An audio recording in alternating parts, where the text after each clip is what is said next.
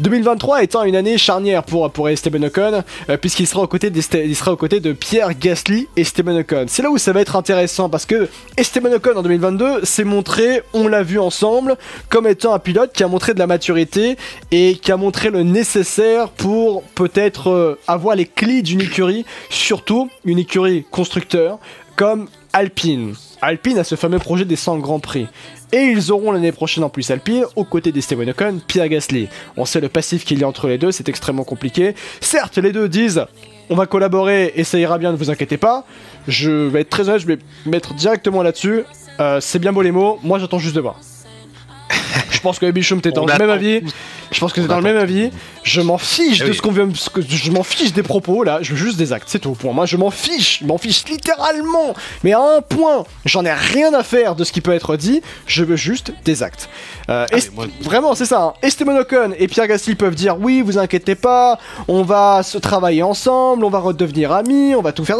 Je m'en fiche. On en a rien à faire. Je pense que vous aussi. C'est tant qu'il n'y a pas. Tant qu'on ne voit pas, tant qu'on ne voit pas les actes et que vous collaborez, c'est tout. On peut pas vous dire oui, on va vous croire ou quoi que ce soit. On sait le passif qui tombe. Oui, s'ils se parlent pas de toute la saison, franchement, je m'en fous. Tant qu'il arrive à porter Alpine vers le haut et à faire passer un exactement. Franchement, tant mieux. Maintenant, cette vision-là, forcément, ça va être on va dire un challenge différent pour Esteban et même plus compliqué, je pense, en termes d'état d'esprit. Parce que au final, t'as passé 2 ans avec ton idole. Là, tu te retrouves avec ton meilleur ennemi, bref. Voilà, non, mais voilà, ton idole que t'as battu. Peut-être ancien meilleur ennemi, du coup, mais. C'est ça. Ton idole que t'as battu 2 fois, mais que t'as pris énormément de respect, voilà, qui t'a pas mal déçu, mais c'est parce que t'as grandi avec lui, t'as grandi avec les courses que t'as regardées étant petit. Là, le challenge qui s'offre à Esteban, c'est d'avoir son ancien pote d'enfance dans la même écurie en Formule 1, quoi. Ouais. Que Gasly a commencé le kart, il me semble, dans le kart d'Esteban. Oui, bien sûr. Chez Esteban. Il y a un storytelling. Donc, bon, ça va être une rivalité complètement différente et je pense un mindset aussi complètement différent pour Esteban, parce que là, il s'agira pas de battre son idole, il s'agira de battre entre guillemets ton rival, voilà, ton rival personnel, on va dire. Oui. C'est qui fera tout justement pour finir devant Pierre. Ouais. Maintenant, je voyais Furisson qui disait que c'est un manque de reconnaissance et un manque de confiance de mettre Esteban avec Pierre, d'avoir fait venir Pierre chez Alpine. Honnêtement, je vois ce qu'il veut dire. Je vois ce qu'il veut dire, en vrai. Bah, honnêtement, je pense pas trop non plus. Je pense surtout qu'Alpine veut passer aussi un step à ce niveau-là et qu'ils ont besoin de chair fraîche et qu'ils ont aussi de passer un step clairement, et que Gasly était l'homme parfait à ce moment-là et que lui aussi avait besoin clairement de changer d'air. Donc forcément, les deux c'est gagnant-gagnant. Mais pour moi, le projet que doit avoir Alpine, c'est de donner les clés à Esteban et de demander à Gasly de faire ses preuves au sein de cette écurie. Ouais. Clairement. Ça serait complètement inconscient de nous dire que les deux sont traités entre guillemets de la même façon en début de saison. Alors, est-ce que ce ne serait pas même manquer de respect à Esteban Ocon de dire à Esteban Ocon, lui il sera au même niveau que toi? Après tout ce que tu as fait en 2022, Pierre Gasly sera au même niveau que toi là. Là, je pense que oui, on parlerait clairement d'un manque de confiance, oui, envers Esteban, si ça se produit, bien sûr. Maintenant, tout dépendra, voilà, du coup de volant de Gasly, de l'adaptation de Gasly, et que, bah oui, si Gasly faudra Ocon la saison prochaine, bah là, oui, il va peut-être falloir revoir les choses en interne. Bien sûr. Mais pour le moment, voilà, avec ce qui a été produit, avec le travail qui a été fait, il n'y a aucune raison pour que Esteban n'ait pas l'avantage en ce début de saison sur Pierre Gasly. Je laisserai, moi, je dirais, jusqu'à Grand Prix d'Espagne à peu près pour commencer un petit peu à juger la situation qu'il y aura au sein de cette écurie. Ouais. Parce que là, on a 2 pilotes qui ont, comme j'ai dit tout à l'heure, statistiquement la même carrière, un background de fou entre les deux. Évidemment, c'est une belle histoire aussi. Donc, il y a plein de choses qui vont rentrer en compte dans cette rivalité, mais je laisserai quand même un peu de temps. Je dirais peut-être, Barcelone, pour commencer un petit peu à juger la situation, parce qu'avant, ce sera trop tôt. Ouais, c'est vrai, je trouve que ce serait trop tôt quand même de dire oui, lui est meilleur, lui n'est pas meilleur et tout. Mais c'est vrai que la problématique étant que si Pierre Gasly prend quand même le lead, enfin en termes de performance, se montre plus fort en termes de performance par rapport à Esteban Ocon, c'est vrai que ça pourrait compliquer les choses pour Esteban Ocon. Ce qui est réel par contre, c'est que Esteban Ocon, certes, il a montré de la maturité pour avoir les clés d'une écurie, comme d'ailleurs, il faut le rappeler aussi, Pierre Gasly a montré les clés, a montré ce qu'il fallait pour guider une écurie. On l'a vu chez AlphaTauri, hein, c'était le leader technique, pas de souci. Ce que fait la différence de Pierre Gasly par rapport à Esteban Ocon, c'est que Pierre Gasly c'était AlphaTauri, c'est pas une écurie constructeur. Esteban Ocon, lui, il s'est montré performant et capable de guider une écurie constructeur. Il a déjà montré ça. Ce qui est totalement amplement différent. La chose dont on a tous peur, forcément les amis, je vais revenir sur ça, mais la chose dont on a tous peur, c'est forcément la relation, le background qu'il peut y avoir derrière entre Esteban Ocon et Pierre Gasly. Je vais être très honnête avec vous. On va être très honnête, hein. Ils disent, les deux, ne vous inquiétez pas, ça ira bien entre nous, on va faire en sorte que la relation aille pour le mieux, on va retrouver cette amitié et en faire en sorte qu'Alpine aille pour le mieux ensemble grâce à nous. Je vais être très honnête, je m'en fiche totalement de ces déclarations-là, j'en ai rien à faire. Moi, ce qui m'apporte, c'est juste les actes. Prends l'exemple le plus commun du monde, encore une fois, c'est comme quand tu es en couple et que ton ou ta partenaire, ta ou ton partenaire, pour vous, j'ai rien, voilà, dit écoute, ne t'inquiète pas, je vais améliorer, on va faire en sorte que ça s'améliore les choses et qu'il n'y ait aucun acte. Bah là, c'est pareil.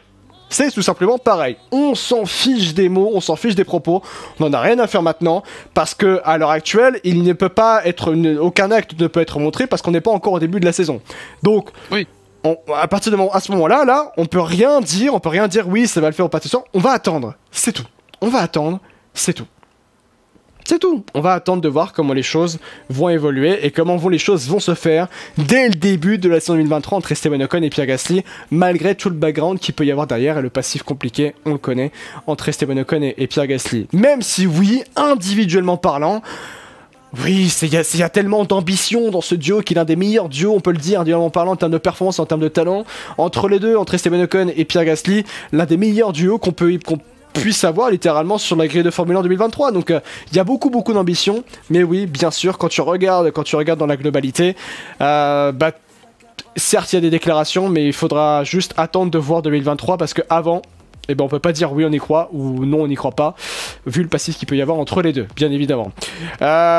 Donc Ocon a dominé lequel de ses coéquipiers en même temps il a eu des coéquipiers compliqués aussi, Esteban Ocon. Hein. Ouais, il a eu Alonso, il a eu Ricciardo, il a eu Perez, il a eu Verlaine aussi. On va pas compter Verlaine, c'est ce que j'allais dire. Mais voilà, quand même, hein, il y a eu des gens, hein, il en a eu. Hein. Bien sûr. Ouais. C'était pas simple. C'était pas simple, hein. T'as pas l'impression que Gasly c'est un peu comme Russell cette saison, là tu lui donnes une super monoplace et donc pas sûr qu'il va vouloir être le numéro 2 Baby Shum. Bah c'est vrai, après il a une revanche à prendre aussi, Gasly, il a eu une saison extrêmement décevante. Ouais. Cette AlphaTauri était clairement pas à la hauteur comparé à 2021. Ils ont eu du mal à passer cette nouvelle réglementation de 2022, donc il a clairement envie de se racheter et de retrouver très très vite la performance. Donc lui aussi forcément de son côté va tout faire, il a un instinct de revanche et il va tout faire pour tout casser dans le bon sens du terme en tout cas, et montrer que ce qu'il avait fait en 2021, il est capable de le refaire en 2023, ouais. Et d'aller accrocher à la régulière encore plusieurs fois des top 4 derrière les 3, et puis voilà, de faire de bons résultats. Il va vouloir froisser Ocon, comme Ocon va vouloir froisser Gasly. Oui. Mais je pense qu'ils vont vite se rendre compte que, au-delà de se froisser l'un et l'autre, ils sont dans la même écurie, et donc c'est l'écurie qui est au-dessus de tout. Tout simplement, c'est les intérêts de l'écurie avant les pilotes. Ouais. Donc c'est juste le souhait que j'ai, moi, c'est que justement que même s'il y a des frictions, qu'ils comprennent qu'ils sont dans la même entité et qu'ils se battent pour le même objectif, c'est de faire progresser Alpine pour que cette voiture, peut-être à terme, si ce line-up se conserve sur les années à venir, puisse commencer à jouer des podiums à la régulière et potentiellement des victoires, et qui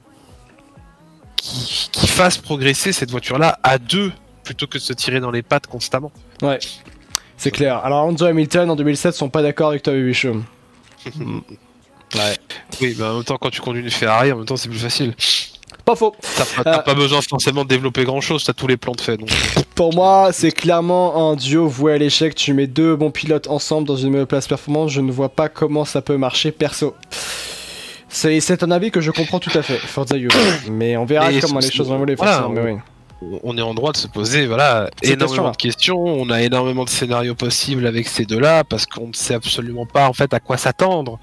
On ne sait pas qui c'est qui va avoir l'avantage sur l'autre, on ne sait pas qu'est-ce qui va se passer en piste aussi, quel va être leur degré de réaction, leur degré de aussi d'acceptation peut-être de consignes radio à un moment clé de la course. Est-ce que ça va être compris? Est-ce que ça va être mal interprété? Est-ce qu'ils vont faire qu'à leur tête? On a énormément d'interrogations, donc c'est pour ça que moi je ne jugerai pas dès la première course ou dès la première séance de qualif. Il va vraiment falloir laisser un petit peu de temps à ces deux-là de prendre leur marque, de travailler ensemble et de voir ce qu'ils peuvent apporter en tout cas à Alpine.